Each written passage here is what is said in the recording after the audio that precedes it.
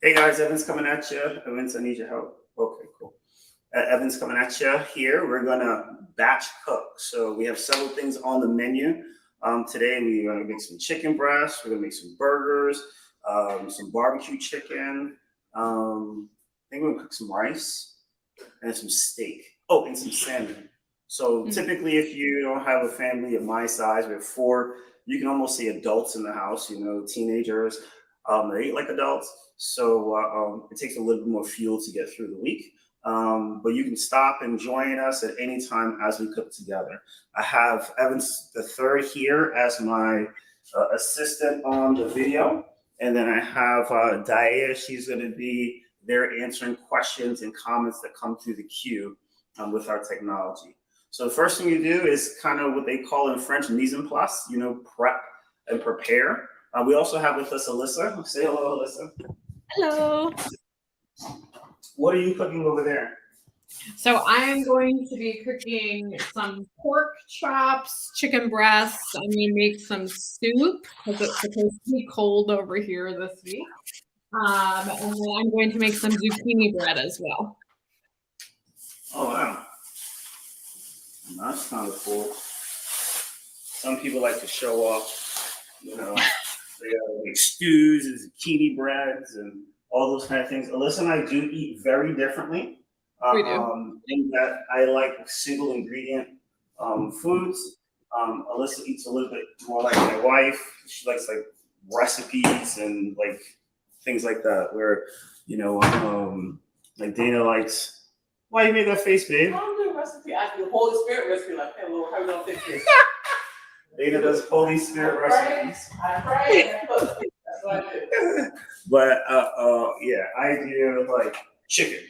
Dana does like chicken meal something, with all the meal in there. Very similar to the meatloaf that's in the oven right now. So if you grab your foods, get your foods out. We need some bowls to prep with.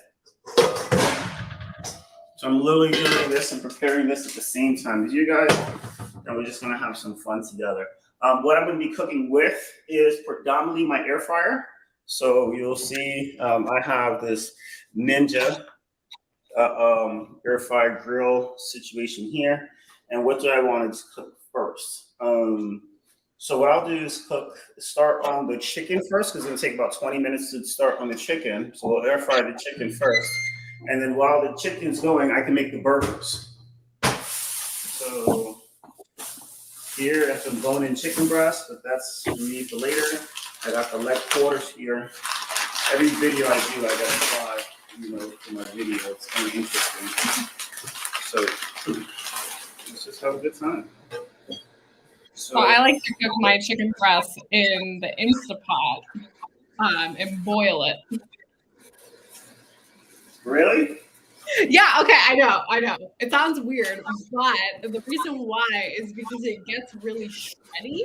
And so then I can use it in things like the soup, so I can control the amount of protein that I get in, because I can add however much chicken I need. Or like chicken salad or chicken with barbecue sauce, like pulled chicken. It's just versatile. And I just like the taste. I may be a little weird. It reminds me of canned chicken, and I had that growing up as a kid, so I just like the taste. I'm not going to say it's weird. We're just going to say we eat differently, and that's interesting. It may be a cultural thing. Who knows? The first thing you do is you got to wash the chicken in there, because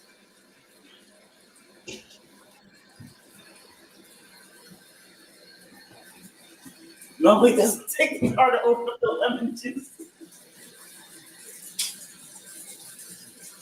Oh, there What you do go. with lemon juice? Yeah, yes. So use some lemon juice and some salt to wash the chicken. Why not just water? Can you talk the volume and barely hear me? Why not just water? Why not just water? Because they both also tenderize the chicken while you're washing it as well. So it makes it a little bit softer as you're cleaning the chicken up. Huh. I learned something today.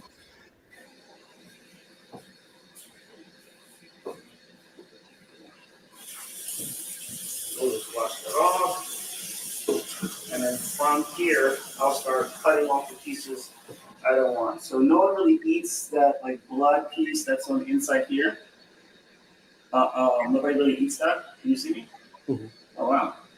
So I'm gonna just chop that off, so we're not wasting time later. You need a good cutting board and ideally a good knife. This is not normally the knife I use, but we're gonna rock with it because I don't see the little bullets in it. Okay, cool. So I'll just cut it off, beautiful, and get rid of that little piece that you're not gonna eat. And then, like, if you want to, like, the kids are eating this, so, you know, they can afford to have a little bit extra fat, but if you're eating it, and you're saying, hey, Evans, I want to have a little less fat, you can take it off. They're eating it, so they're going to have like, the chicken skin as well. But if you're, you know, having chicken, you know, you're not using skin, you just peel off real quick. I do put a couple slits in it so it can absorb the flavor. And I just toss it in there. This actual huge piece of fat though, that guy has to go. And we go. So for me, I like to get my chicken, a lot of my beef at a butcher. So here in Dover, we have the, you know, either Camden, Lyman Market, or Haas. I actually frequent both of them. It's just a great way to get, you know, chicken or beef or Haas doesn't really have fish much, you know. So I did get some scallops from Camden Lyman yesterday. Where do you get your meat? Lidl. And sometimes we'll go to Aldi's. Actually, I do like to get my salmon from Aldi's. Ooh, they do have like a good salmon. But it's funny, over here, like normal grocery stores don't really have meat. So you kind of have to go to a butcher for meat. Because just traditional grocery stores don't have like prepackaged meat unless it's like a Lidl or Aldi. At least that's what I've seen. If you do have a grocery, go to a butcher. Sometimes what you see in the like the ground beef when we get to that is going to be like 85-15. But if you ask them, they can do a 90-10. Nice. You know, so 90-10 is pretty lean, and then you know you can always get the 93-7 or stuff like that from the local spot. They have 95.5 over here, and then 80-20. So they don't have anything else in between. At least like not when you go to a butcher. It's really I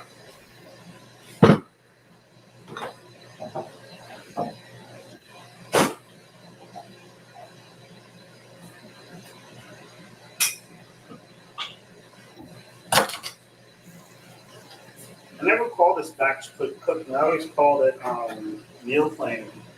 And then one of my clients, she's like, "Oh, batch cooking," and I was like, "That makes a ton of sense. I cook food in a batch, and then I can just go from there." Let me see this little thing that I do for the when I was ready for the chicken barbecue. Take it up a notch. ooh. Or you may I'll just wait. I'll let the people wait. But I'm not using a special barbecue sauce. I will talk about how you could do it if you are tracking all your macronutrients in there. To how you measure the barbecue sauce. I'm not going to do it because I'm not eating barbecue chicken this week. Just the kids are. Maybe they're not. But literally, you spend an hour and a half, 2 hours a week to prepare your food, depending on the size of your family. The Sonia asked me to do it. Oh, I'm throwing away all the bones and the skin. That's what I'm tossing. All the stuff I'm not going to eat. But it's just this little end. It's actually like where the back of the chicken kind of meets the leg quarter.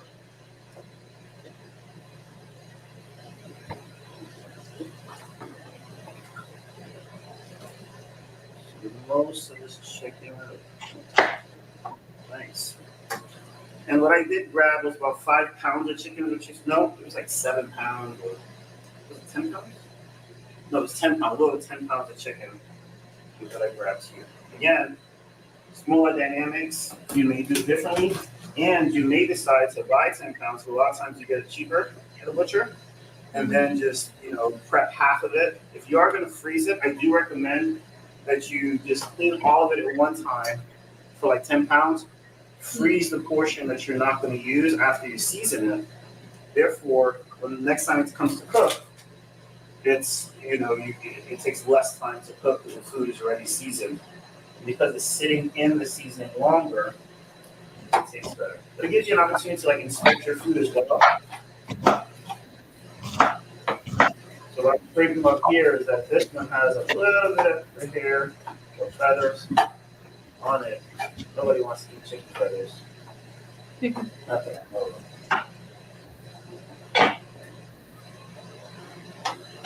Just gotta like he's my age, get some gray hair in there. So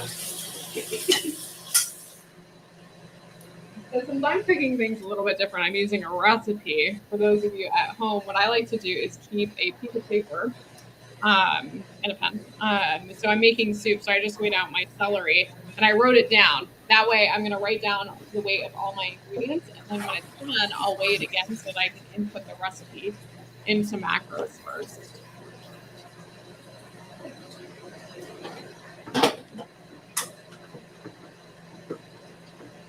And I want to pour all the water I can. And I'm being real analytical, and I want to show up for Dana. I actually pat it dry, Therefore, when I add that dry seasoning to it, it tastes really good. So nice.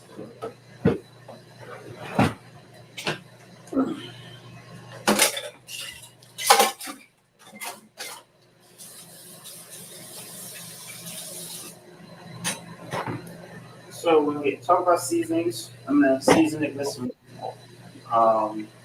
garlic powder, some smoked paprika, a little bit of black pepper. I have this Busari seasoning. It's just a mixture of what is it? Sea salt, garlic, basil, rosemary, black pepper, and nutmeg, which is really cool. Actually, I do have some nutmeg, but we don't have time for that today. Smoked. I have some turmeric, but the kids are not big turmeric people. And some onion powder. They don't like onions, but they don't really know the difference for onion powder when it shows up in the combination of things. So I don't mind onions. Oh, you don't mind them now? I've never been against onions. It's garlic. It's garlic, yes. Gotcha. Thank you. So, John says I'm not onions. What's your story, Daya? I don't really like either. And Daya doesn't really care for either. So can you see how I'm seasoning it there? I just want it to gently fall over all the meat. So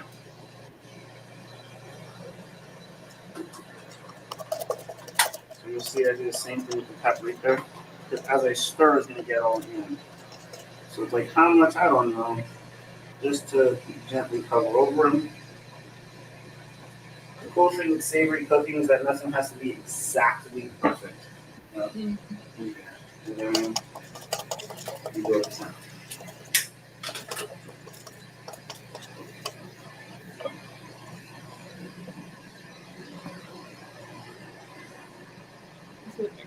We both cook for the entire family as well to make it easier for them.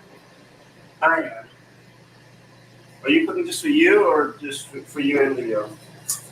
Oh, just for me. He's very how do you say it, particular with the stuff that he likes. And so actually no, he'll probably eat the zucchini bread because he does like bread. And I used to trick him into eating vegetables by making zucchini and carrot bread and stuff like that. Now he eats vegetables, but we still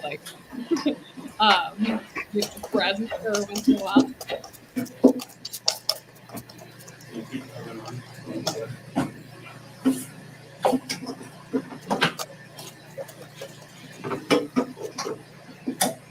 So now the chicken's nice and seasoned. Set it good aside.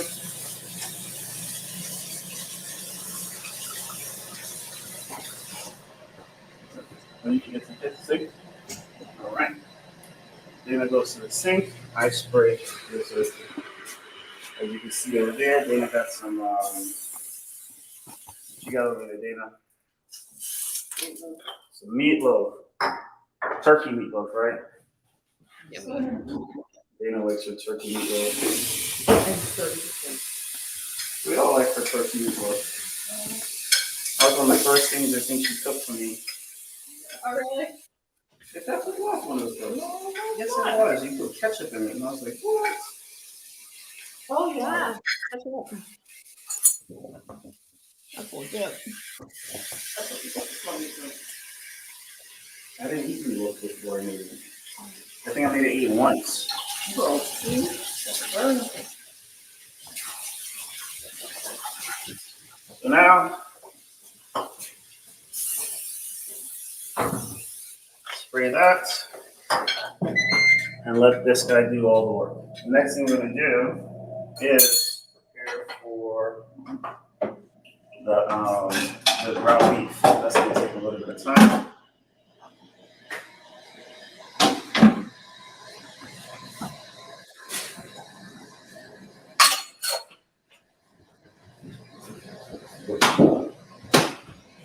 You didn't touch that on camera.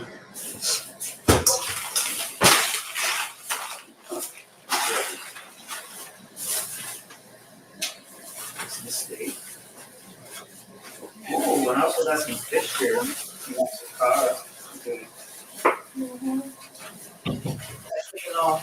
Alright. So I'm not gonna cook all the ground beef because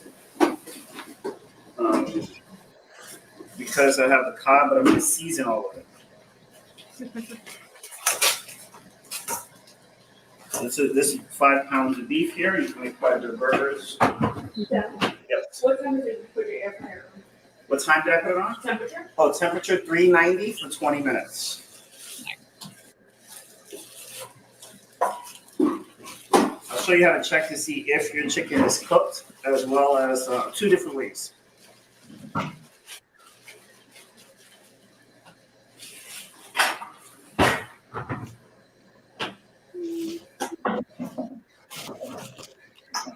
Break it up, and back over here.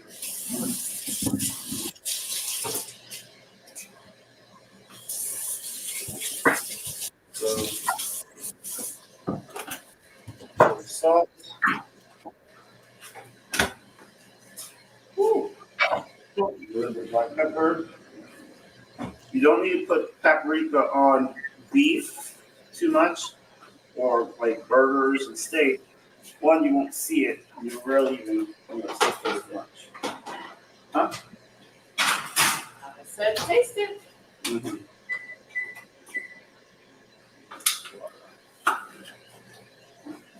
But you will taste the onion powder.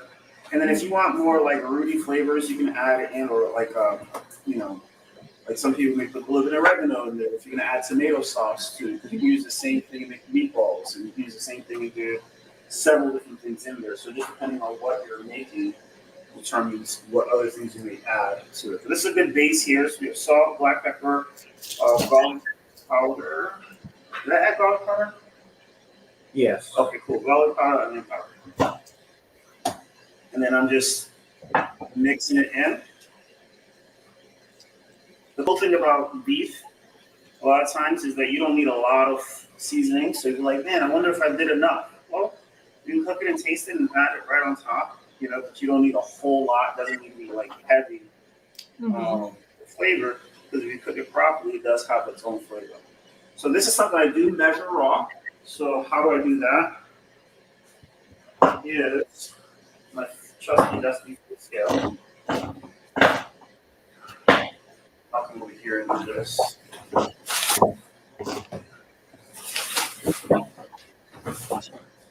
So I literally put this whole thing on the food scale, zero it out, and I just take out 4 ounces of beef at a time. So I do have a couple things to help me. Just flip this. So the first one we use this in here. I normally use this guy in here. This is literally $9 or $10 on Amazon. You put your burger in there, you press it and turn it, and it creates a nice burger. But I figured I'd try this one out because it was 2 burgers at one time. Then I need something to put the burgers on while we eat. I even found one other thing that was really cool. At least I think it's cool. These like burger papers. Burger papers. They're called hamburger patty paper. They come like 500 in a packet. I was there like, ooh, So I use my points and got it. Is it like wax paper? Yes, exactly what it is. Nice. So what is the benefit of having the patty paper? And when you separate the beef, it like you can layer up. So you know how normally we just make a whole circle and we keep on going higher and higher. Well, now we don't have to do that. We can literally just stack on top of each other. So, let me turn this over to ounces. Boom. 1, 2, 7, 2, 9, 4 ounces. So ounces of meat, boom, in there, and then I can just do another 4 ounce.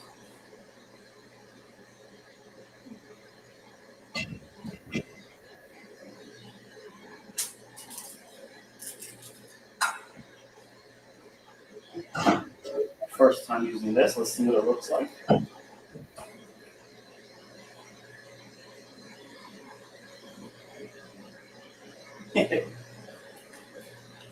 I don't know if I'm sold on it, to be honest.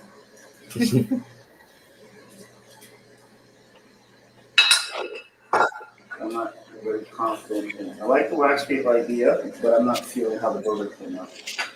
So I'll try it one more time.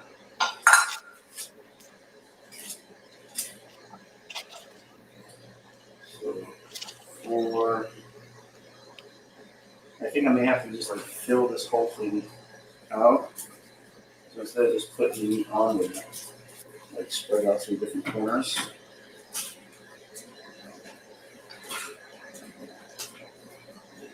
On this side, 14.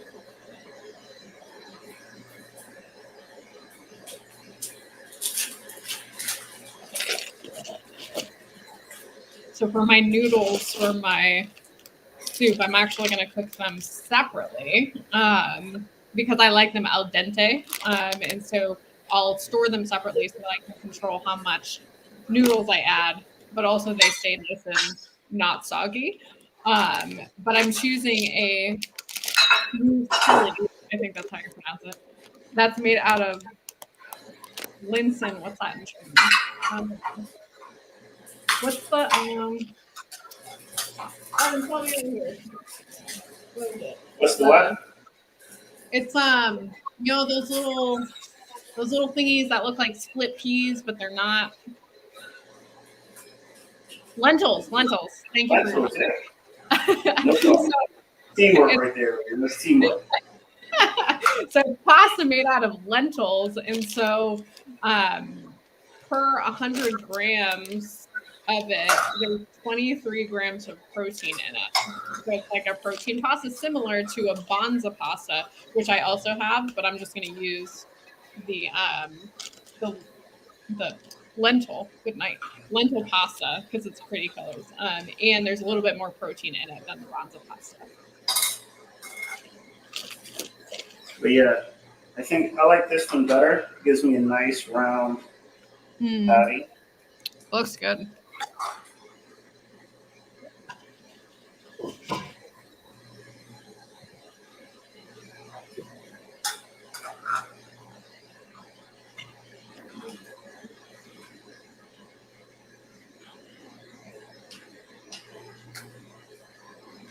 So the $9 guy beat the $20 guy. I feel like It's I have all about the simplicity.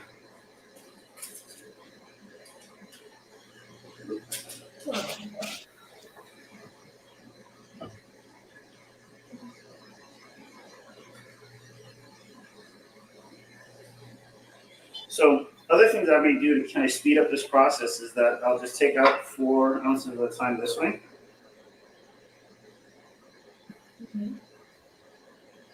Therefore, and then when I'm ready, I can just twist.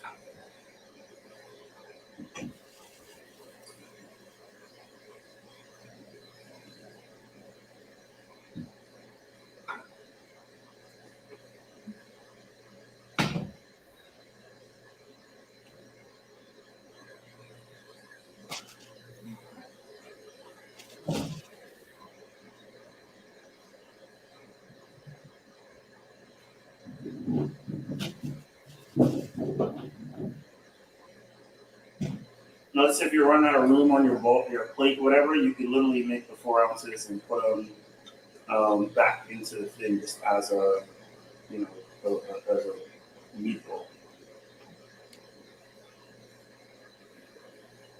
Boom.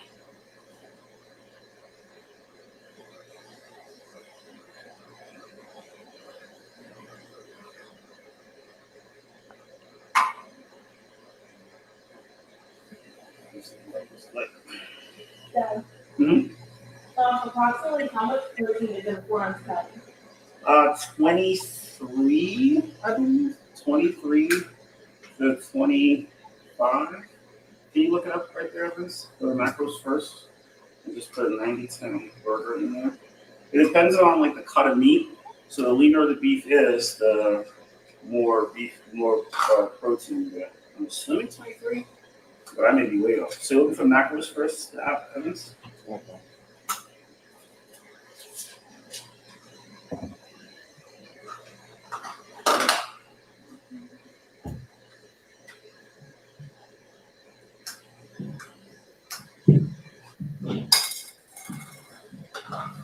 What's cool about doing your meat, I do the same thing for meatballs. I'll like weigh and measure them all out.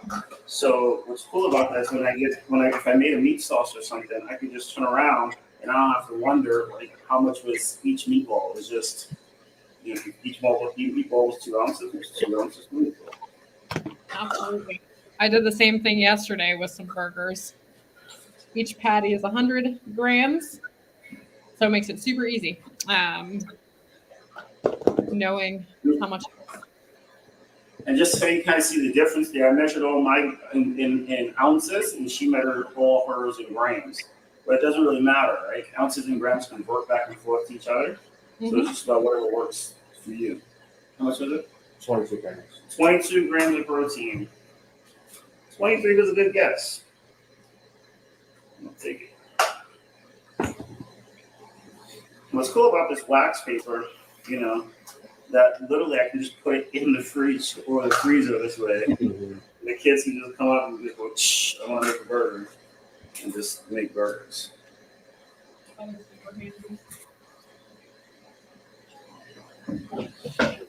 So we have 7 minutes left on the chicken.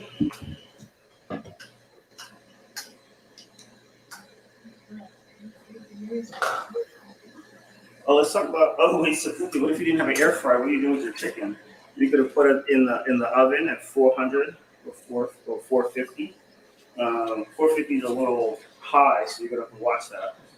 But you can put them in the oven at 400 and let it cook for about 20 minutes in there, and then you'll go back and check. For the last portion, though, we are going to put it on a higher temperature to really get that nice, flavorful barbecue loving. But we'll wait till that time to do that.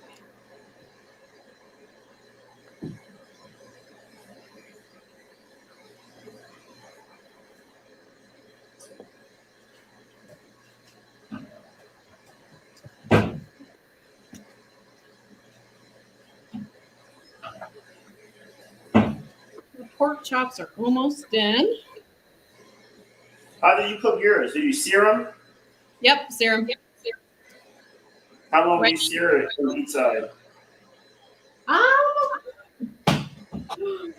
Oh, that's such a good question. Probably like 6 minutes, but I do it on low. So, That's not searing. I don't know. You're just pan frying them. Yeah.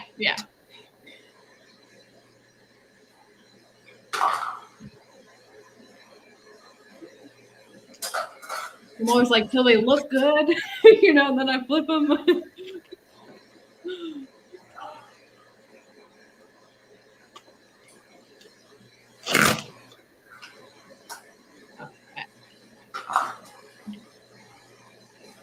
So I did this right. 5 pounds should make 20 burgers. Oh.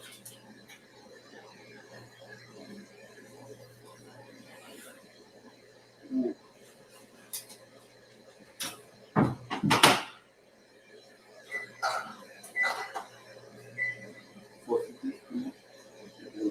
Thank you.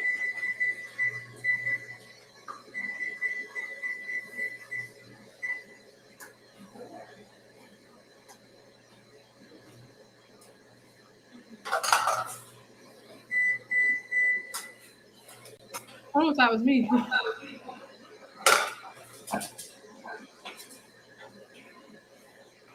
Any other questions coming up, Diane? No questions. Cool. It's fly, it's not. Legit. I don't know how to do that.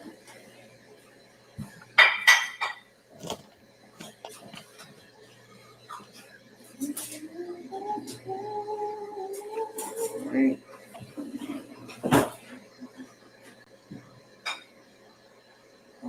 Perfect 4-ounce wrap. Nice.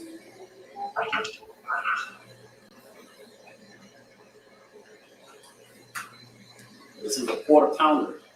Put cheese on it. It's quarter pounder cheese.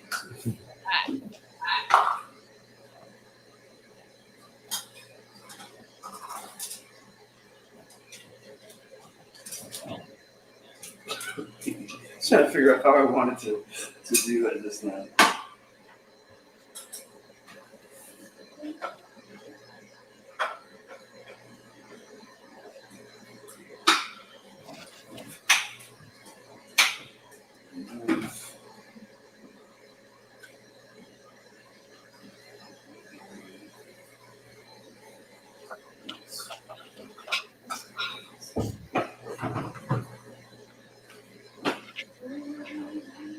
It wasn't an exact 4 ounces.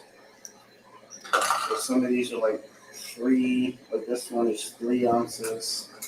And 3.9 ounces. Dad, Mm-hmm. if you don't have a scale, then how do you ensure the proper weight? Great question. So you wouldn't without a scale, but to make sure you have at least equal measurements, what you use is a measuring spoon. And you use a measure, not like you can have one anymore? Yes, in the island, the right. Yeah. So you can literally take a measuring spoon here, and measuring cup, sorry, and do that. So at least you know your equal portions. But I do recommend getting a food scale. You know, so you at least know it's equal. But as far as knowing like how much I'm eating, we kind of guesstimate.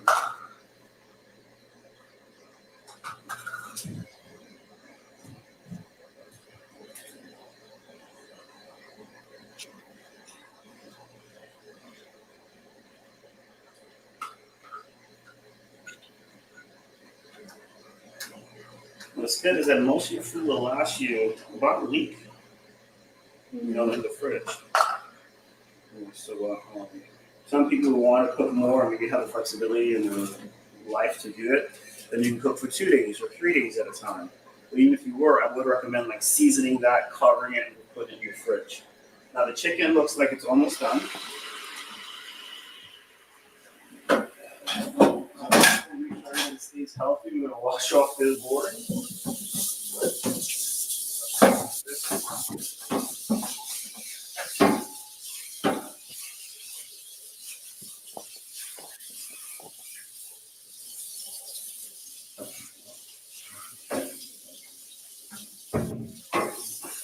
And throw a little soap on that.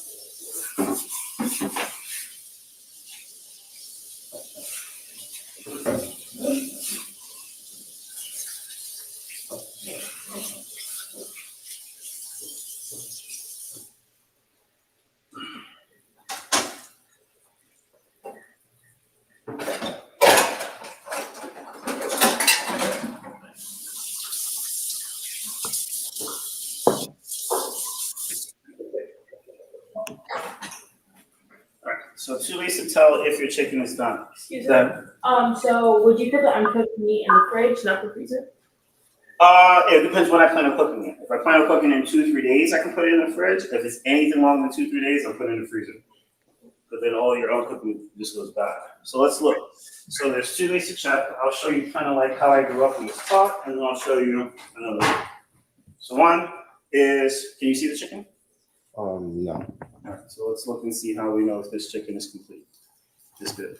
So one is you can go and poke the chicken to a bone, and you're looking to see if clear juice comes out or if bloody juice comes out. You poked it, what came out? Like, I didn't see anything coming out, so look somewhere else. Another thing you can do is take out the chicken and cut right by the bone, and you can kind of see, is it good or not? So as I cut, what happened, I can see the blood still inside, so I know that chicken is not done.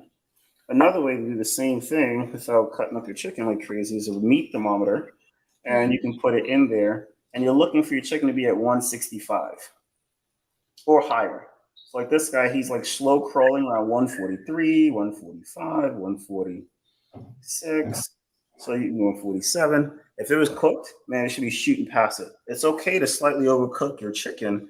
It typically has enough fat to allow for it. But you saw how that thing is dropping down to 138. So you know this chicken is not done, which is okay for now. What we wanted to do is get it to this temperature so that we can put it in the oven for phase 2. So I'll just actually come under here.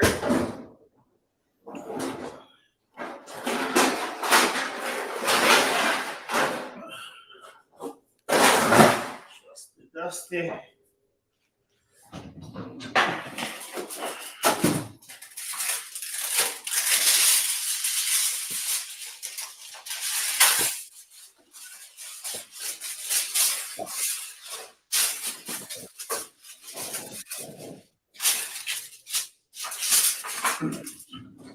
And I'm just going to take this guy off, put him right on top. We're going to finish cooking in the oven. But now I still got that nice, crispy, chicken taste, flavor deal. Because I want to use my hands for something else, then I just put the next batch. I always put skin side up as well, not down for the chicken. For other meats, like for fish, you put skin side down for fish. The skin can handle the heat. Same thing if you're grilling it outside as well.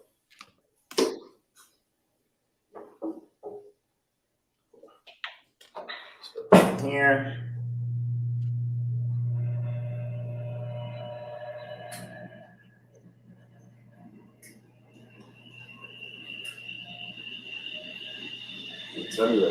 Beautiful. So while that's going, I still got like 4 or 5 pieces. If I do play this long off aim, it's going to take me an hour. So instead,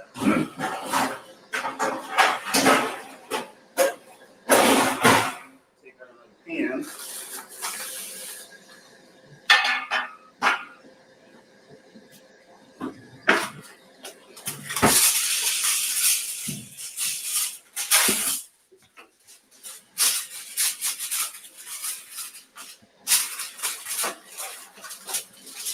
Put this chicken in the oven. Oh, while the other one is cooking in the air fryer. So we have some oven baked as well as some air fried.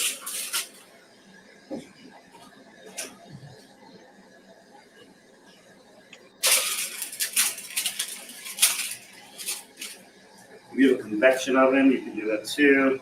That just cooks it a little faster because the air moves around in there. Boom. So this goes to the sink. This goes back in the bag. So I figure if I use 20 today and it's 500, and each time it's 5 per session, this will last me a year. That's good. The oven's at 450. That's gonna burn my chicken. So I'll put it down to 425. Pull on the top. I'm gonna put it in the same time. So when that guy goes off, that's off. This is done, but these are gonna be 5 minutes per, and then we can consider, do we wanna cook chicken breast right now, or do we wanna make the salmon right now? Since I do have a bowl that I didn't wash off yet, that had chicken in it, roasted chicken.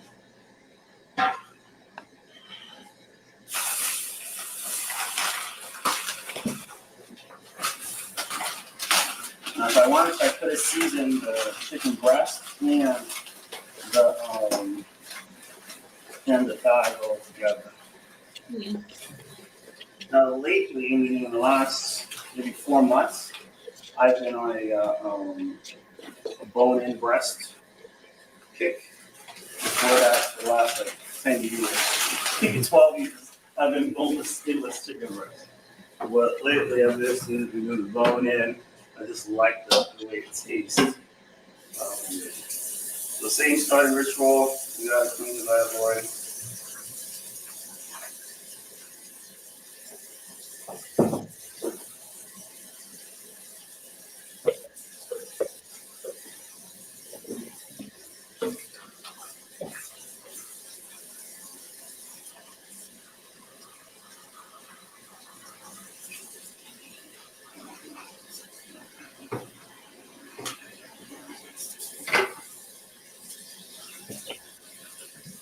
Beautiful outside, but it looks windy and cold.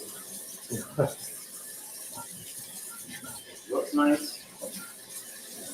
So like when the summer goes, my meal prep is gonna be real fast because I'll go out there, turn on the grill, and in 25, 35 minutes, everything is done. Until then.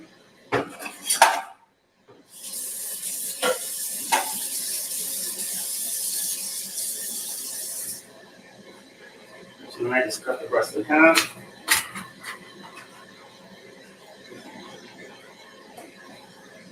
Now this is a big breast. We're not gonna get into who fed it what. I'm just gonna enjoy my chicken for now.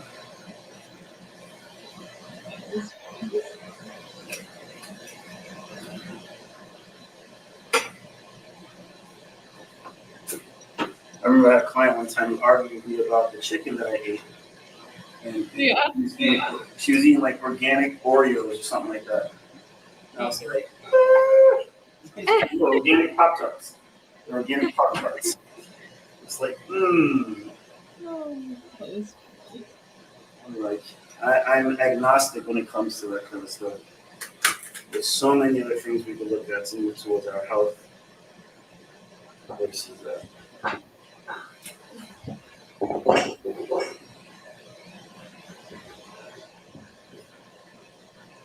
As much as I eat, if I'm gonna pay like $2, $3, $5 a pound for chicken, they broke just trying to eat enough chicken. Legit.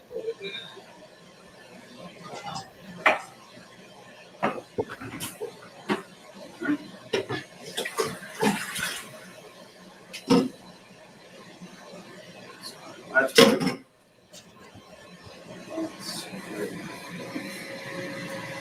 I will cover some of this with fat that you see here. And I'm going to do a quick little science lesson here. So when we do stretch therapy, we always talk about we stretch what's called the fascia. The fascia is this connective tissue. Can you see that like little tissue right there? Yes. That's the fascia. That's the connective tissue. It's not only, there's layers of it. So you see another layer of it like right here on top of the skin. So it restricts the movement of the muscle.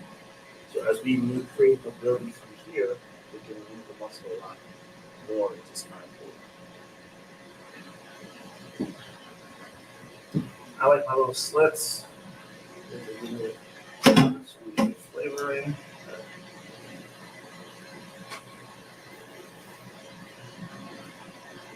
Come over.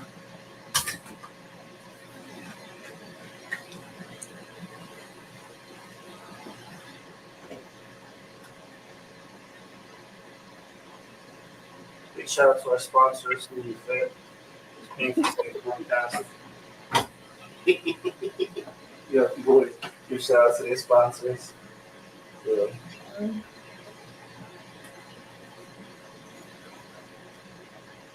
So talk to me, Evans. You're cooking mostly protein, right?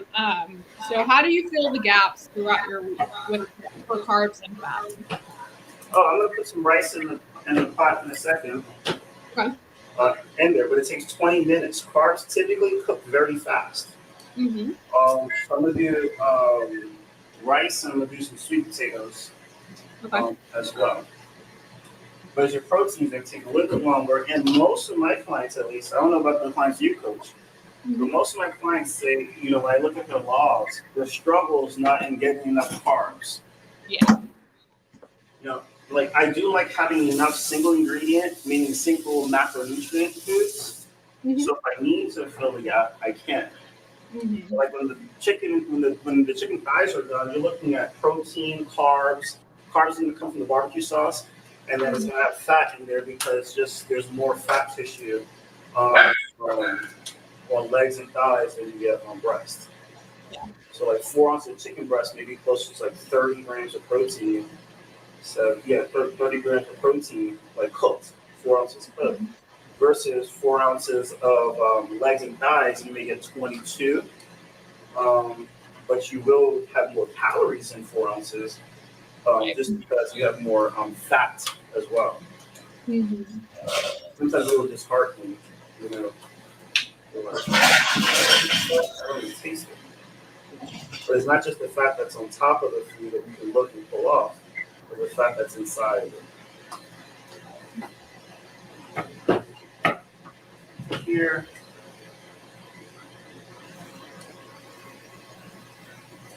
And the reason why I even like have this like boilerplate base here that I can really do a lot of different things from is because later in the week, if I want to do different things with this chicken, I have a base that I can just go in so many different directions.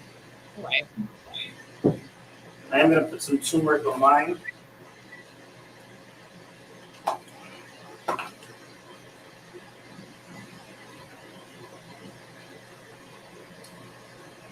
It does look a lot like curry. And for all those people that be like, I don't like to touch the meat, I'll show you something you can do as well. Or at least with your hands.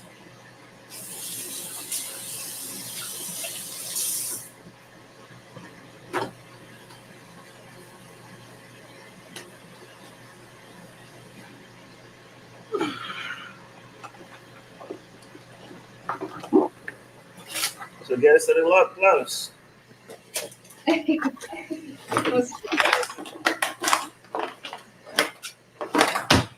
I just have Leo do Or get you a Leo. it. Those of us that don't have a Leo, you know, we may just go and purely loves.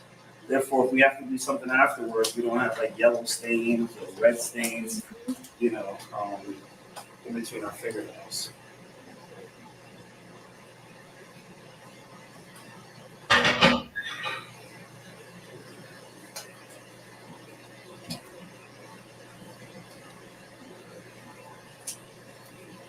I'm just thinking now, one thing I'm going to add to this to give a nice depth of flavor.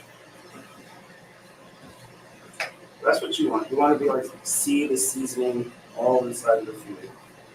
You don't want to see powder, so all the powder should be rubbed in, creating some like paste.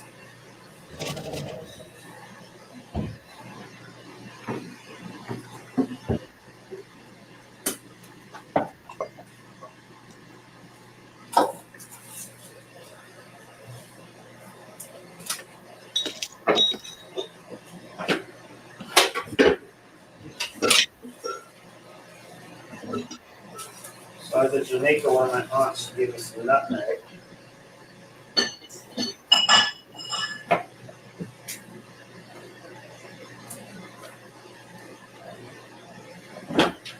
So don't worry, even for those who are allergic to nuts. What is that?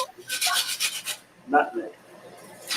Oh, I didn't even know. Where do you get that? Because like my nutmeg looks like it's already pre-ground and from McCormick. Tell them where she got it, Evans. Jamaica. We got it in Jamaica. What? That's super cool. Yeah, so that is something like to travel for.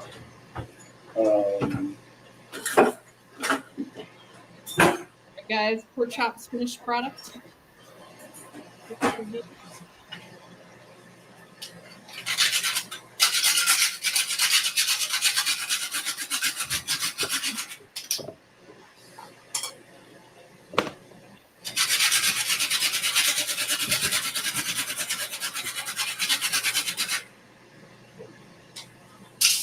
Last done, we still have 7 minutes. So the salmon, we don't really have to do anything to the salmon right away. I'm gonna push this off, and then I'm gonna make. Actually, I can start the rice. Let's do that. The first thing we're gonna do is what? Wash the rice. Hey, can you pass me some rice, please?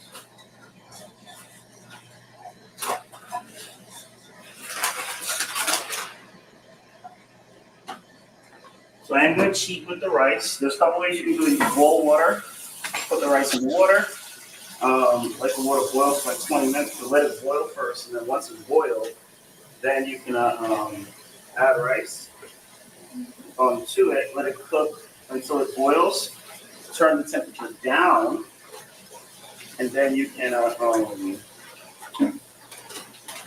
take the temperature down, and then once the temperature comes down, put it to like simmer and let it simmer for 20 minutes, and the rice is typically done. But I do have a pressure cooker, so instead you can just put it in the pressure cooker for like 3 minutes. It'll still take 15 minutes to totally cook, but you set the timer for 3 minutes. So I'm not dying running to go get the pressure cooker out of the basement. I appreciate it. You open the door? Yes, ma'am. So these are just years of Christmas gifts that Dana gave me. That really helps. So let's say you're someone who's weighing and measuring your food, and you're at a point where you're like, man, I really want to be accurate. How much rice do I actually use? If you notice on here, I actually label the weight of my devices, of my tools. So can you see that? Yeah. Okay, cool. So it's 726 grams, and that's going to be important because I'm going to weigh my rice prior to cooking, and that's going to be the true raw weight. And then I'm going to cook it, I'm going to add water, and I'm going to weigh afterwards, and that's going to be the weight of it afterwards. So, yep, we can put it right over here on the counter. I'll just move this over. So instead of me having to weigh out my pan each time, or remember what it weighed when I cook my rice, I just need to be concerned with the pre-weight number, and the pre-cook number, and the cook number. Did she get me the rice? Man, she's good. All right, so I'm in here, pan's on 0. And when you cook rice like this, later on, you can turn around and make chicken fried rice. You can do all kinds of cool stuff. Vegetables, fried rice, whatever you want. So now I'm going to change my unit back to grams. I'm just pouring some rice.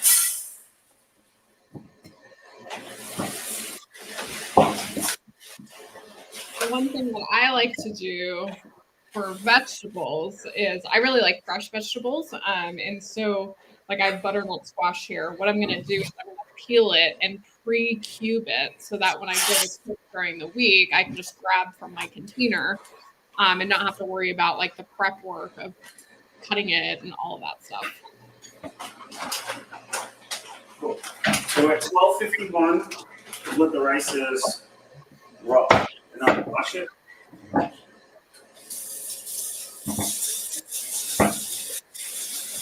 Of course, we do not add salt and lemon. You know, that's just for your chicken and maybe your fish. Your fish, you don't even need to do that. So just for your chicken. The rice, you're just using water. But the reason why, you see here, all the starch you get to wash off. Some people like starch, so you might not wash it as much. But depending, let's say if you're making rice and peas or something like that, you typically want to get rid of you see all those little black things there? That could be all kinds of trash from inside the factory where they just shelve the rice to make white rice. So you just want to, make sure your rice is clean. So I'll do one more rinse, or this is my second rinse. Pour it out.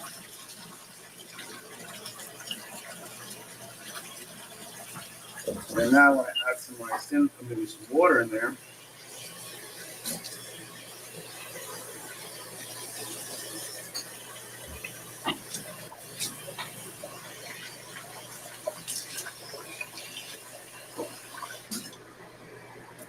So if I was measuring exactly for perfect rice, the same amount of cups you use for rice is the same amount of cups you use for water. If you do a pressure cooker, you do 1-to-1 ratio. If you do like on the pot, it's typically a 1 to 1.5 to 1 to 2 ratio. Less useful. Right. Cool. And then I am going to put a little bit of I can't use my butter in there. Buttery taste. Rice. One chicken.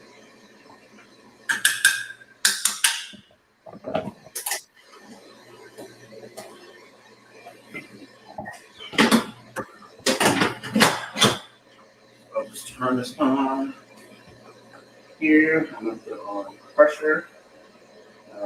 Start. And I'm going to set the time to 3 or 4 minutes. So now the chicken here, it's almost done. And I need something to take it out.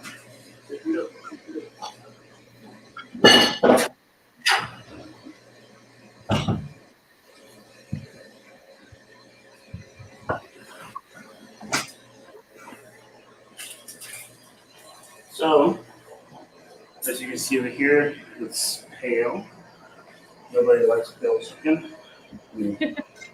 Very few people do.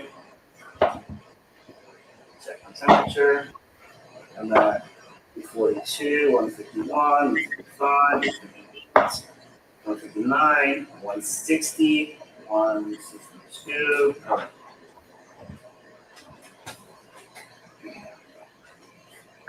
What's this? 167. 167, 170, 159, 158. Beautiful. So this chicken's cooked, but I don't like the way it looks. So what we're going to do is turn it this way. This chicken here, though, looks really pretty, right? But it's not cooked. So you see the chicken?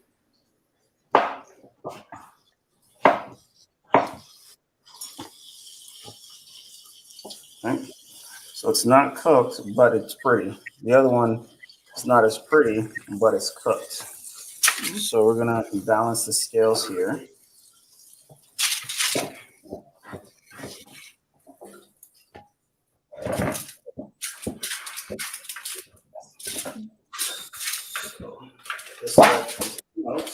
Oh, we need some barbecue sauce. Can you pass me some barbecue sauce there?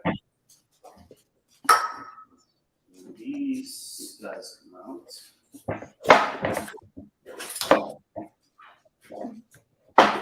That is cooked. When it doesn't look cooked, it's kind of funny. Now, if I was weighing, measuring everything, I would put the barbecue sauce on here, use it, and then divide it based on the number of pieces of chicken or weight of chicken or whatever I'm doing. But we're not doing that. So we're just going to get some barbecue sauce on here. I'm looking for that brush thing that we use on the grill, but I couldn't see it. You say you use that? Okay, so it's in the washer. Nice. All right, so I'll get that washed. Do the same thing here.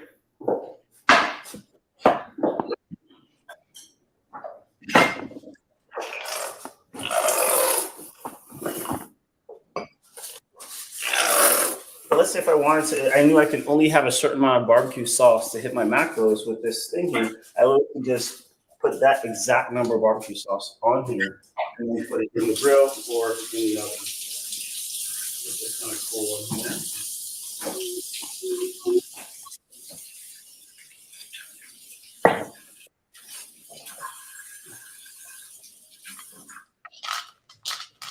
Let me just brush it on, make it look pretty.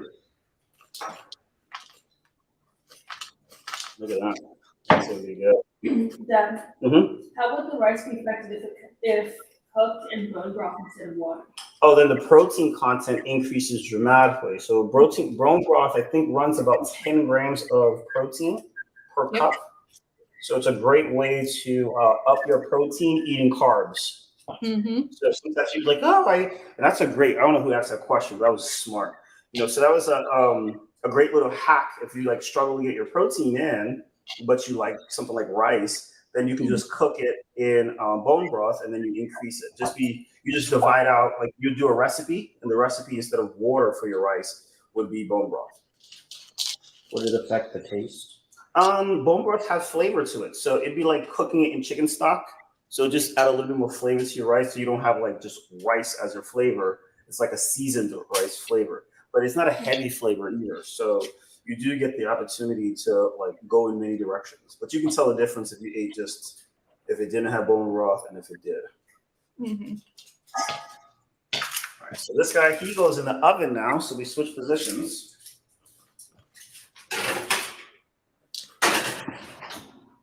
And they go in the air fryer.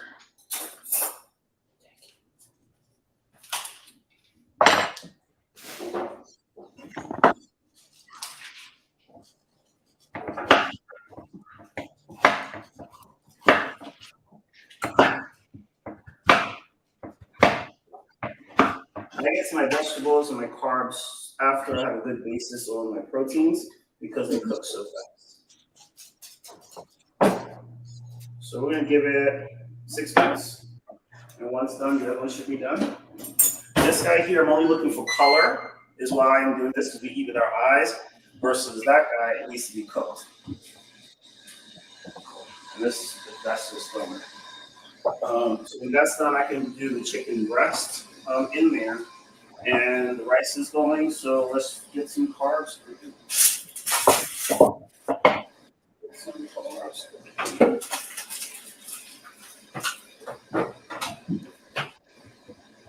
So you pass me some zucchini, some asparagus. Oh, actually, before I do all that, I'm going to make some cod. So I'm going to have cod for dinner.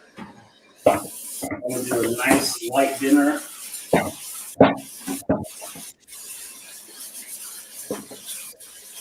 The pan you use is really important when you're cooking like eggs and or like fish, because some pans like take longer to heat up,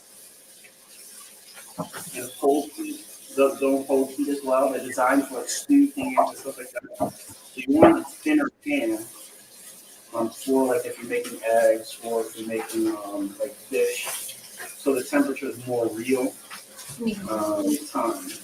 Versus you can accrue a lot of moisture once it does get hot, with the food. You don't want that moisture.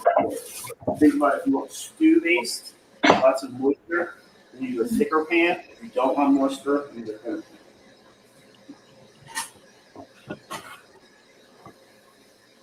Although you just dry off the bottom only, put it on here, and turn on the pan. What is a vegetable that you eat carefully? Butternut squash. So I just cubed up.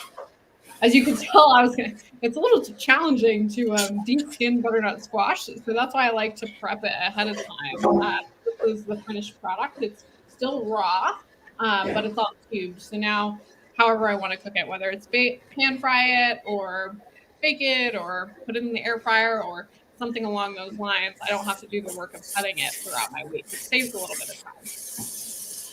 A quick trick to take the skin off a butternut squash is using the apple peeler. Well, that's what you did use? Okay, cool. No, I didn't use mine's mine's a cheap one. So it has a hard time. It's not sharp enough to get through the skin of the butternut squash, so I use one of my knives. Gotcha. Big.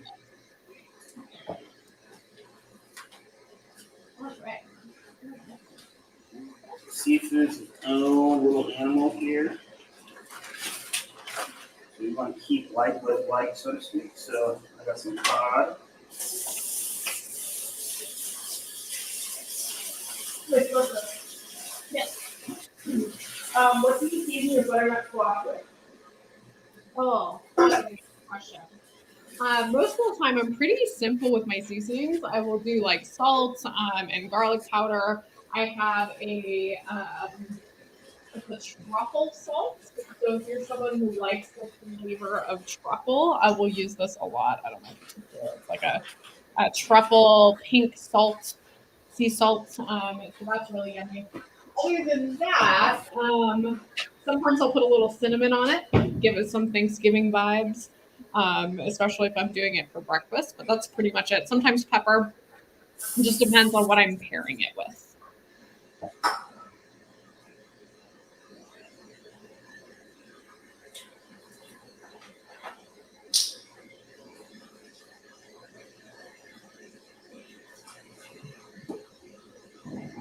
The only reason why I'm using lemon juice here is because, again, I don't know who handled this food prior to me.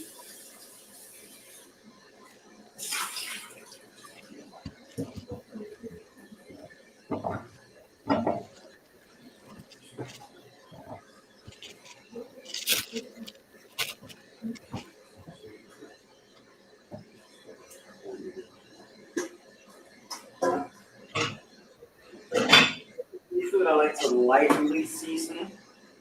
So I'm gonna have some basil, so we're going in a slightly different direction. And have a sweeter smell to it.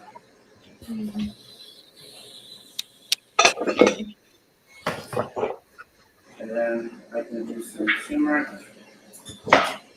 or just a little bit of turmeric, not like you do on the chicken.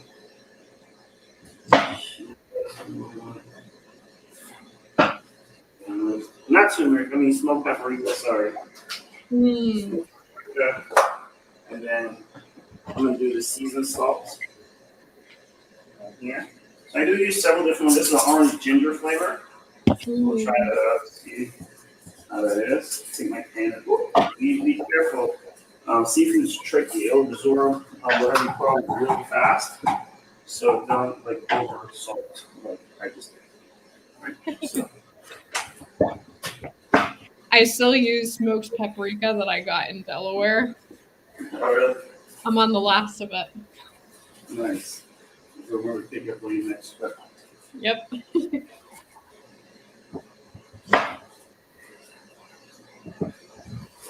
chicken almost done. My pan's not hot enough, so I don't want to cook it. Oh, look! Like, now check. Now look at this. This is beautiful. Ooh, that looks good. And we already know it's cooked because it was cooked prior to us putting it in there. So now we just take it out. Oh, it's super juicy too. This is that barbecue stuff that like sticks to your fingers and flavors all the way through it. But you don't waste your barbecue sauce because literally everything that we put on it went onto the meat. And this is the other one.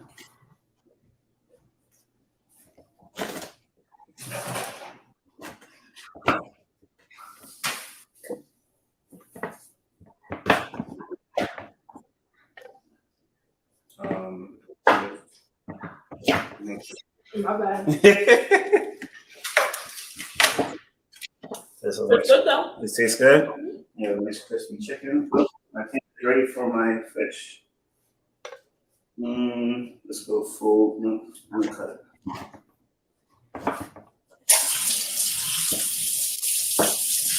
I'm cutting up some parsnips now, pre-prepping some parsnips. They're like one of my favorite root vegetables. I love to roast them in the oven with a little bit of rosemary. And they're super good.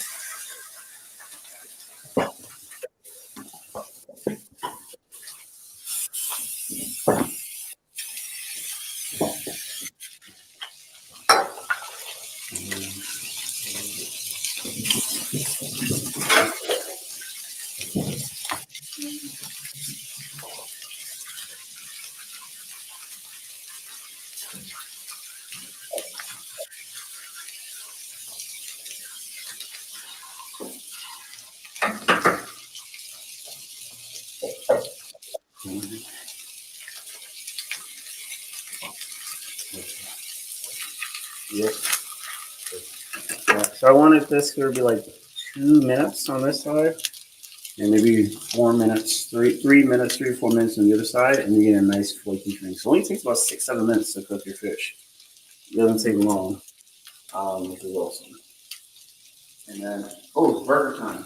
So the grill is open. You can just work to grill, and then throw those burgers in there.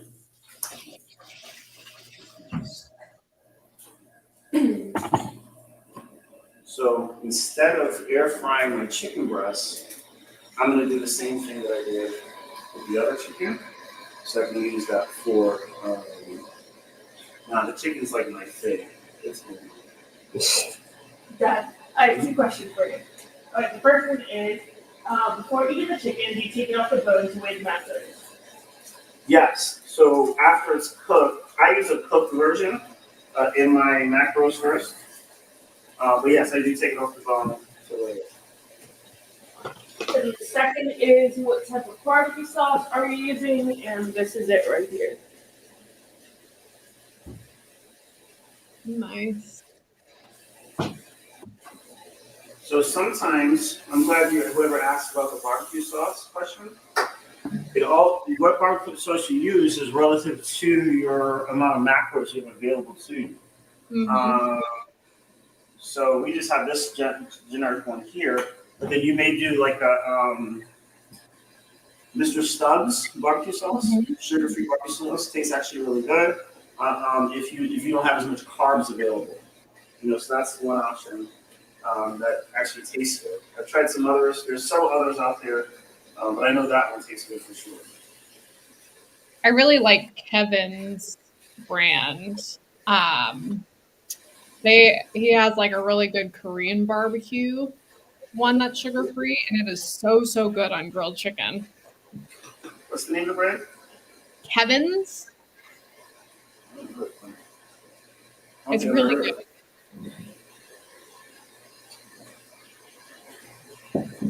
I love making in the summer like Hawaiian bowls with it. So doing grilled chicken with some of the Korean barbecue, and then have a little bit of rice, some broccoli, a little bit of cut up pineapple. Super tasty. So this first layer of chicken fish is done already. Oh, nobody saw that.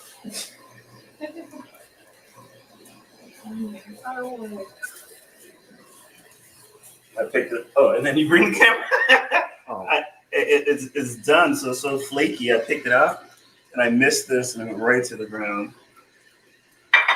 I'll do the second batch, but it takes no time to put.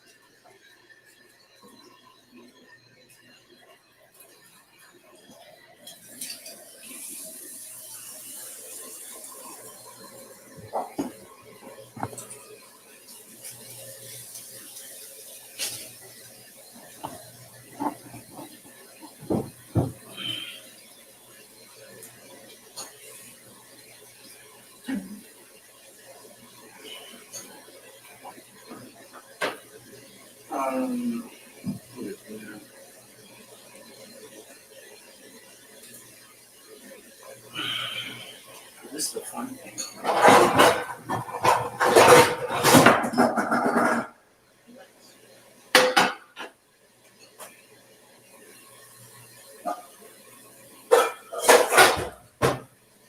So like this pan here, I I would rarely use it to cook them, unless I made sure, like the fish, unless I made sure the pan was hot enough.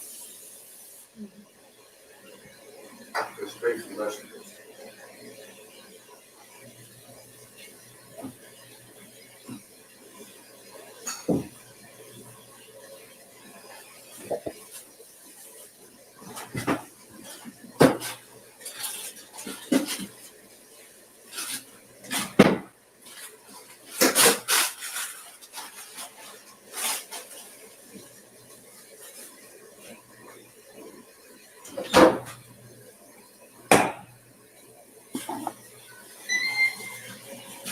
All right, so while we add the burgers, we can make the veggies.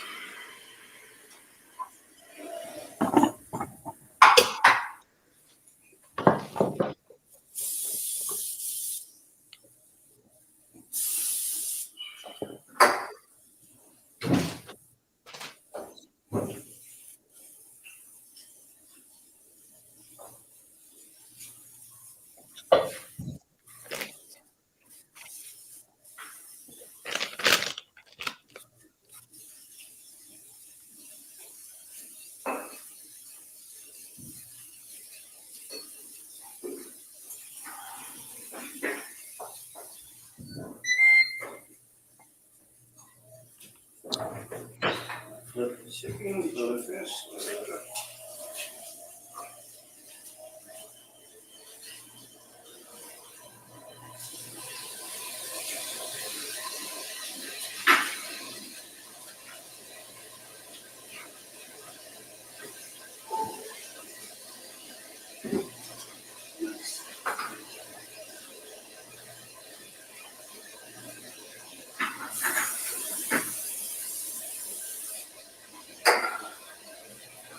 So one piece of chicken left.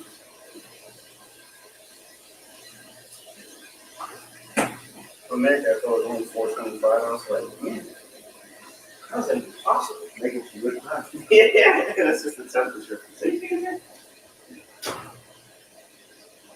20-minute cooked chicken is like 5 minutes. Yeah. Oh shit. Oh shit.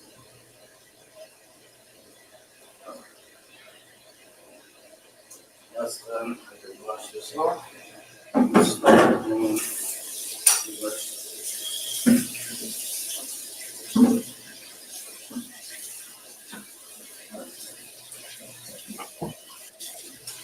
things that sometimes people think of that's really easy to do from a vegetable standpoint is just baking sweet potato. You know, so this whole time I could just have sweet potatoes in the oven.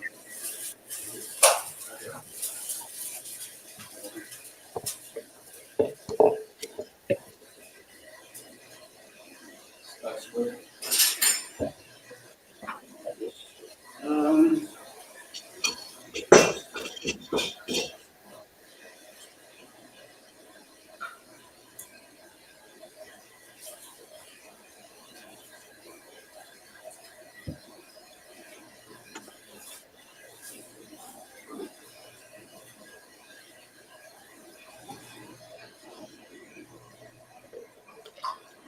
so this last batch of fish here. And then,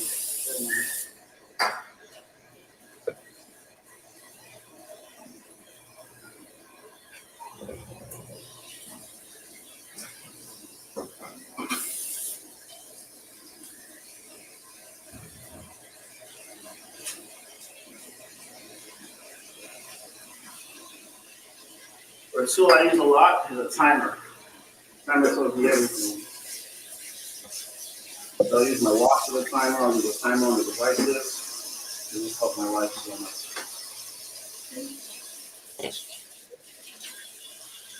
Alright.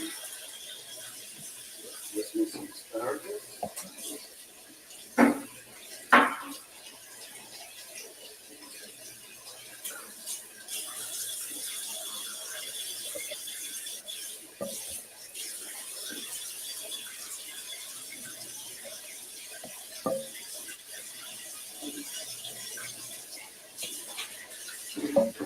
Doing that. Okay.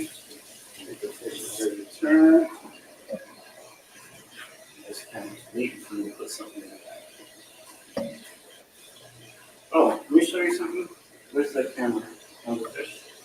You show me something? Two things you can look for to know, like the biggest thing you do to know if it's like it's ready, you can turn it, is you should be able to move it and it can move easily like that. That means the bottom is seared.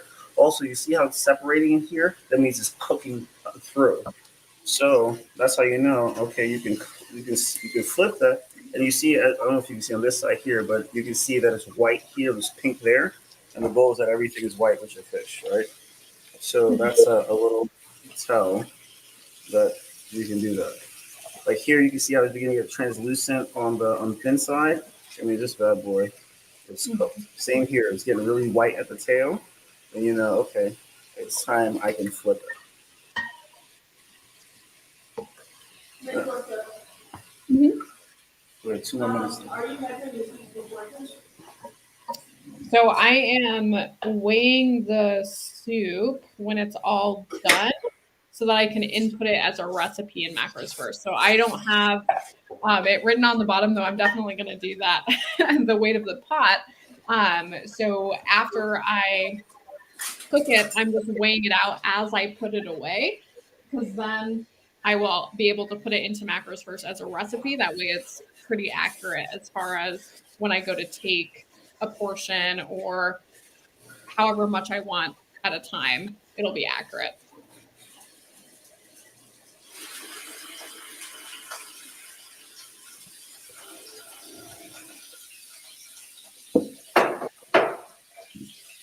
I did spill a little bit though.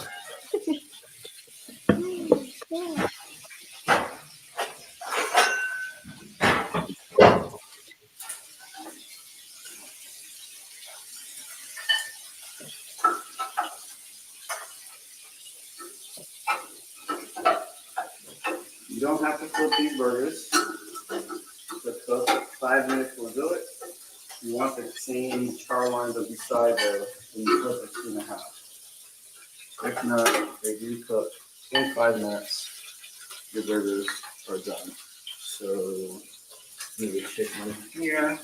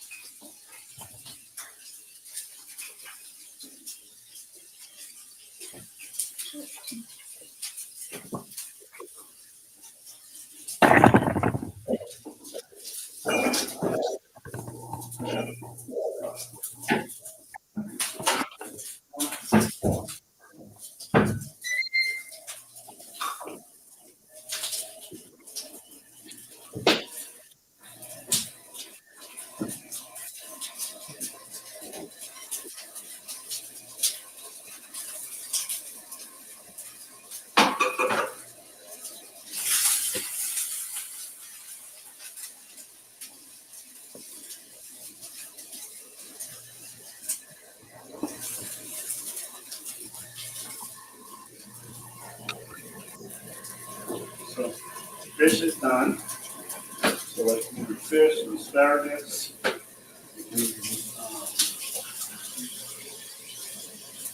This guy. Use him to use some other veggies.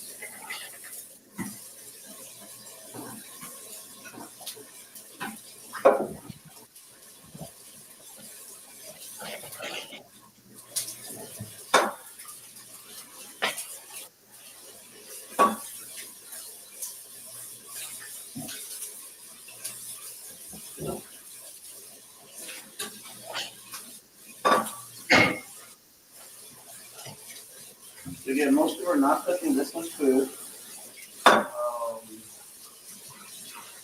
But you can see in 2 hours you're done.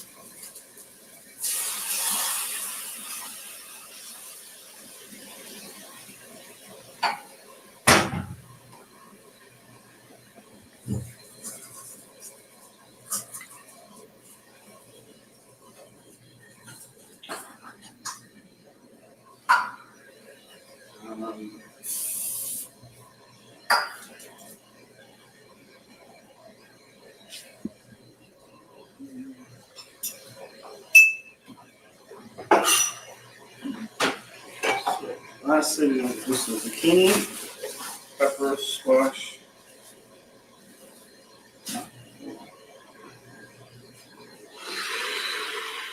What number did I put this on?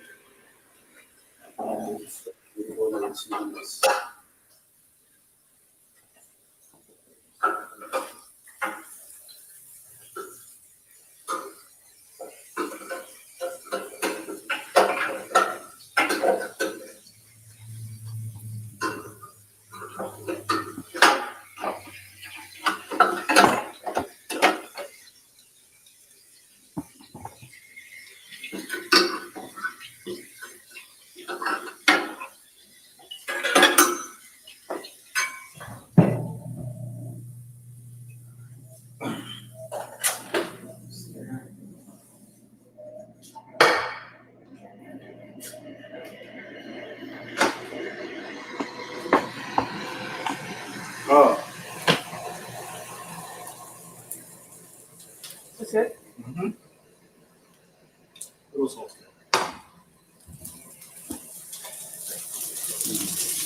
Temperature's right.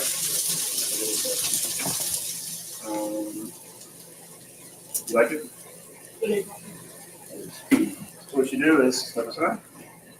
I know what you're doing, yeah. Yeah, I'm just gonna rinse it off. Mm-hmm.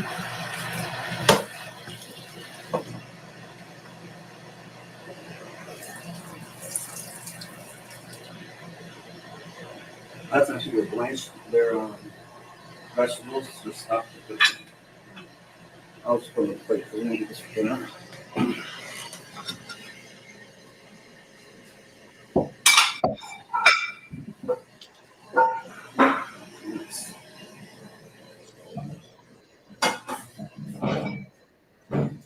So you just try to want to eat all of it.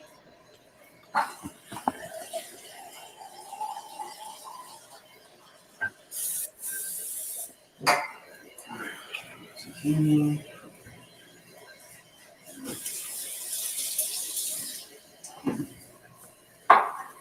So one of the only reasons I'm prepping only 2 different types of protein is because throughout the week I use different quicker proteins. So egg whites are a staple, but I also like frozen pre-cooked shrimp because all you have to do is put it in boiling water for like 2 minutes and then it's good to go.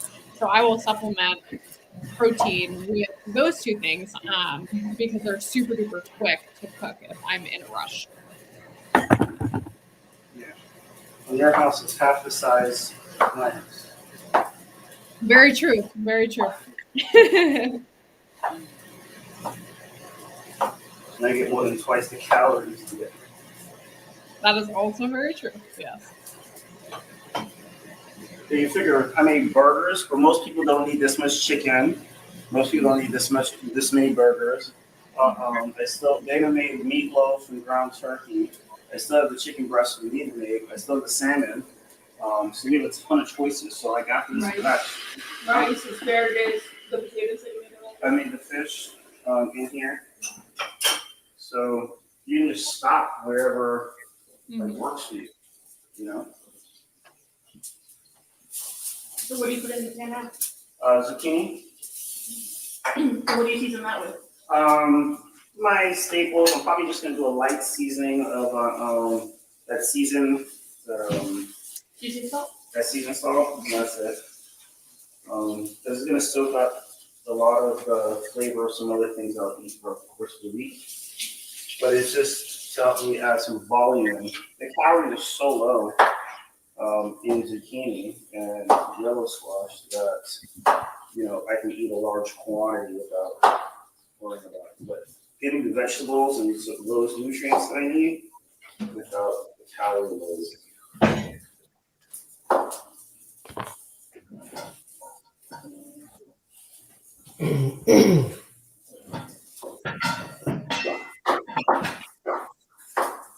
Sometimes I need to figure out a way to beef up my meal, so maybe my calories are lower than I like it to be.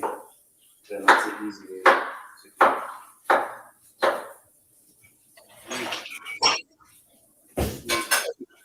And then you can just, actually, this one maybe is better.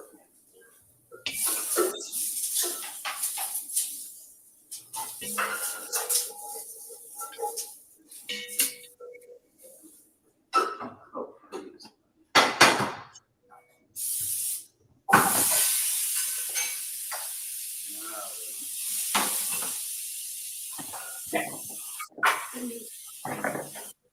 So if you want, you can put like sun-dried tomatoes in here for additional flavor. You can do onions in here if you want to. You can do I love you some peppers in here.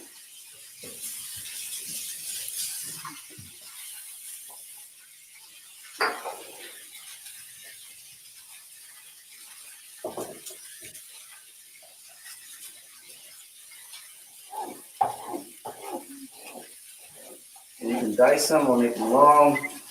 I think for this one, I'll just get halfway.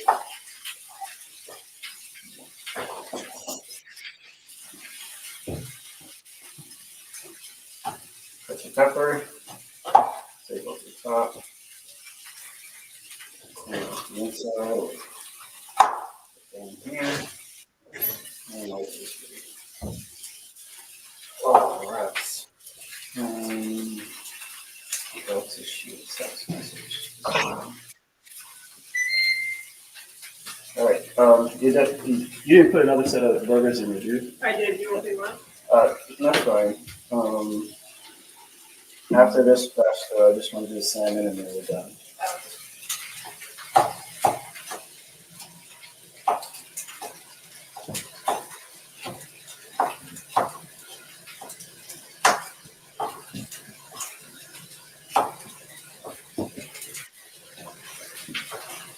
And then people are going to come over to the house and I'll probably tell them this.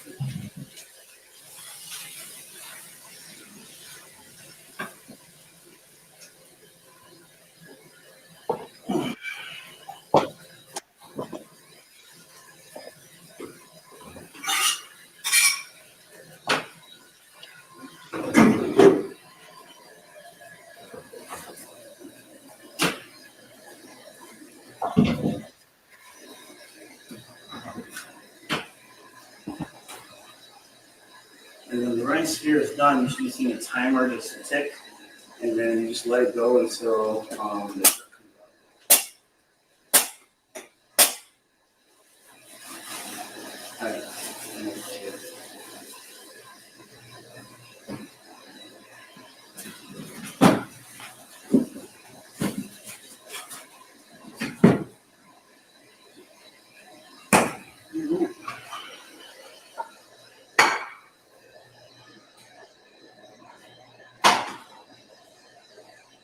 and lightly seasoned vegetables, because they suck up all the salt. So where are you going?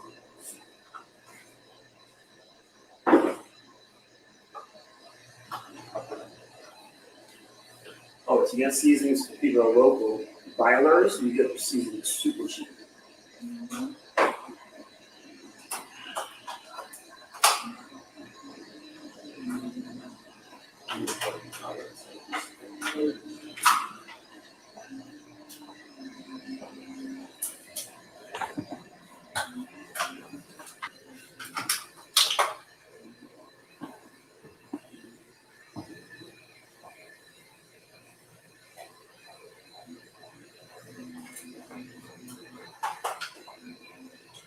Last thing.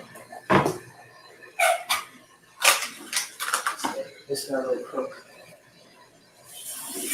And that's done. I do want to show you this now. I think I'm going to put this in here.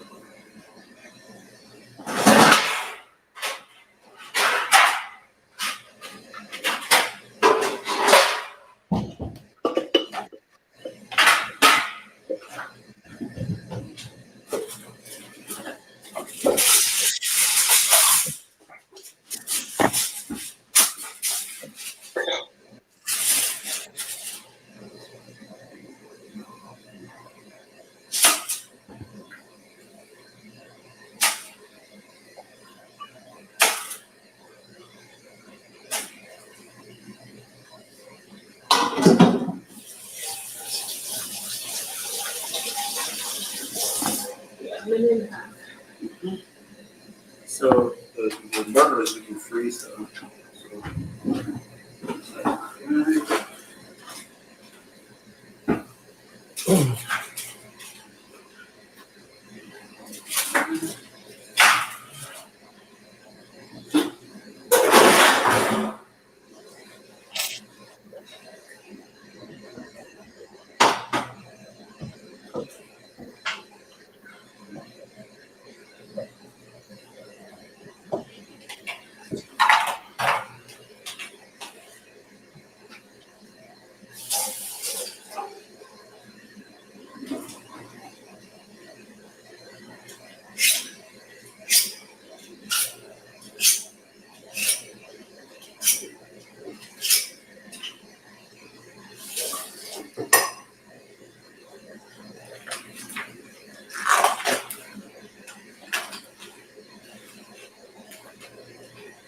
Salmon, I'll actually cut it into pieces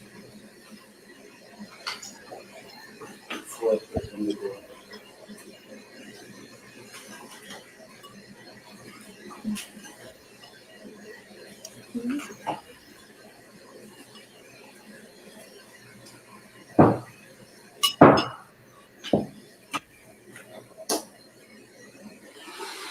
Set timer for 20 minutes. 20 minutes, counting down.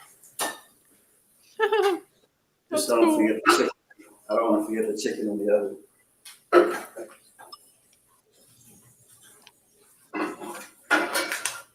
I love how it talked to you. No, yeah. 20 minutes, counting down. All right, and close it and put on the air fry.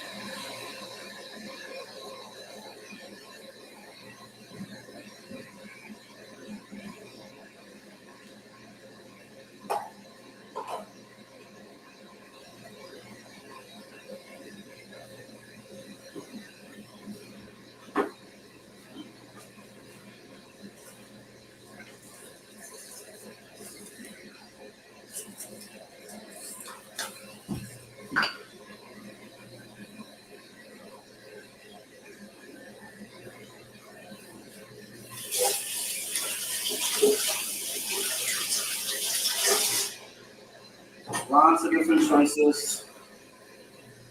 Lots of different options. The cool thing about these in the freezer now, you literally can take them right out the freezer and put them on the grill.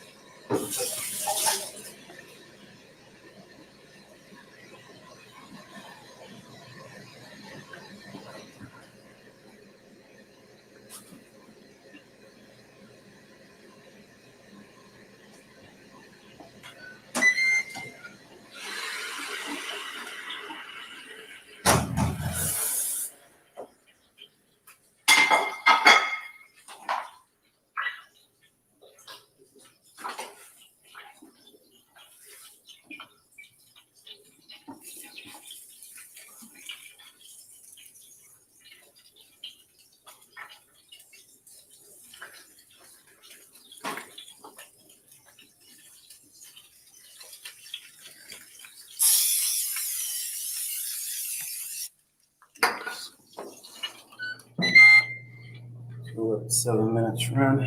Let's see.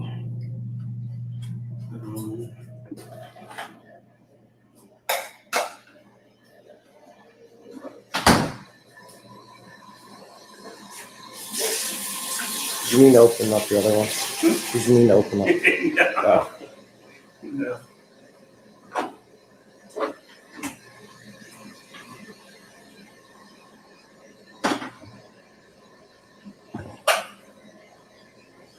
All right, clean up.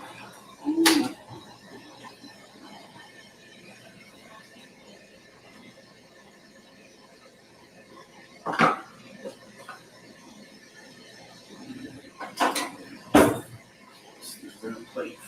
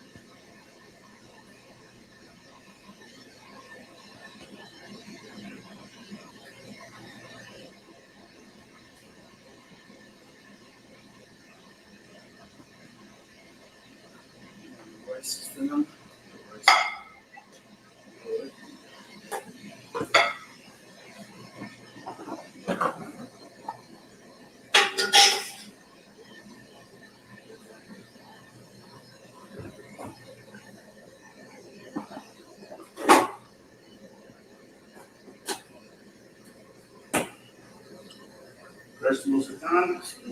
Container.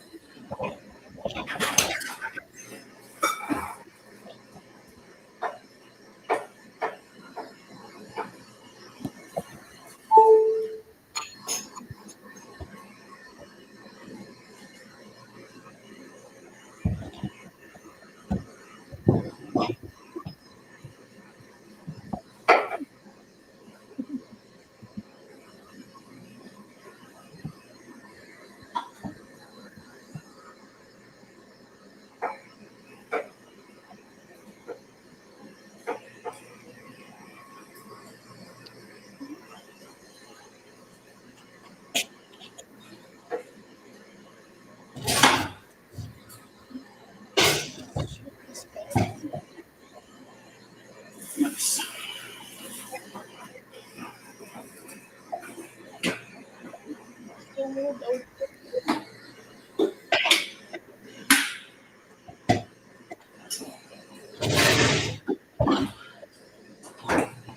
BBQ chicken is put up.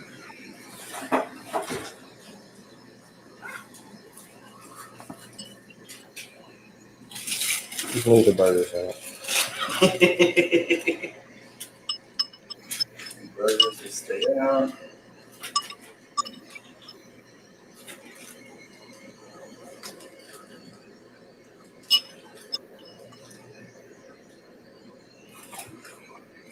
I'm gonna share the chicken with the first two people that come.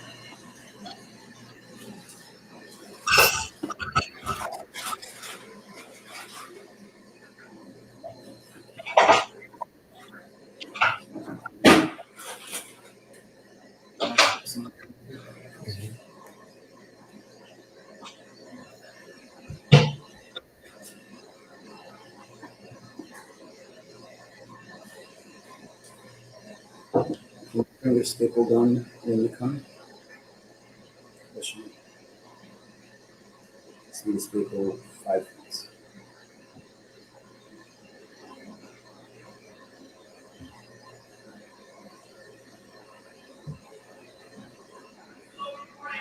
Yes.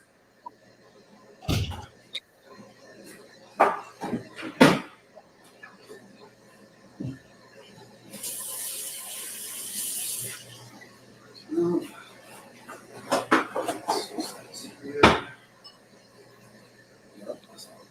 Oh, sorry.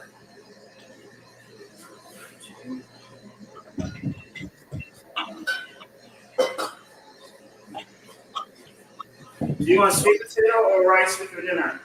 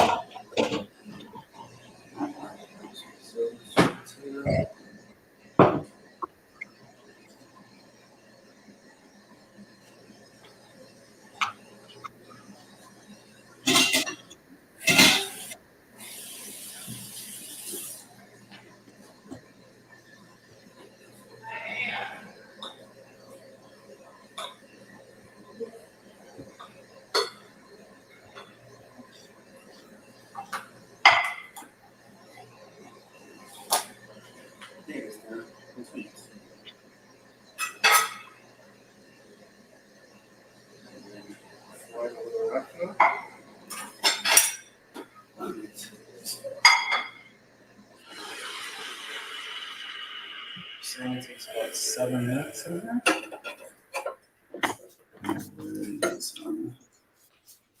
You kind of see the color of it. So a little bit longer, like it cooked a little bit more, a little bit less.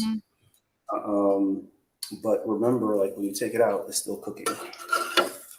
That looks so good.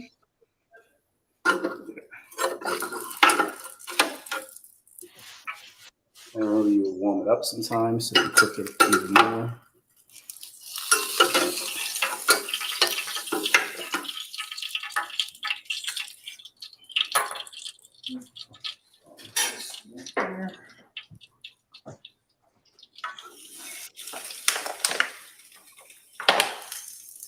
If you want the nice crispy color up top, you gotta spray. Mm-hmm.